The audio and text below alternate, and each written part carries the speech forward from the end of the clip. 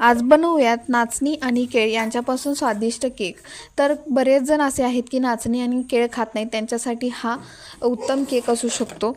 तर नाचणी घेतलेली आहे मी 2 वाटी, केळ 2 केळी घेतलेली आहे, त्याच्यानंतर साखर 1 वाटी घेतलेली आहे आणि दूध 1 वाटी घेतलेलं आहे, इनोची 1 पुडी। ह्यांचं मिश्रण करायचं आहे। साखर आणि केळ यांचं पहिलं मिश्रण करून घ्यायचं आहे मिक्सरच्या भांड्यामध्ये। त्याच्यानंतर ना हे सगळं मिश्रण मिक्सरवरती ग्राइंड करून घ्यायचं आहे। हे सगळं झाल्यानंतर त्याच्यामध्ये 1 इनोची पुडी टाकायची आहे, ते देखील मिश्रण मिक्स करून घ्यायचं आहे।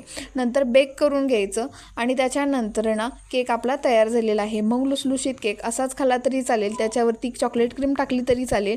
खूपच छान आणि मऊ लुसलुशीत केक तयार झालेला आहे। तर तुम्हाला हा व्लॉग कसा वाटला तो मला कमेंट बॉक्समध्ये नक्की सांगायचं आहे।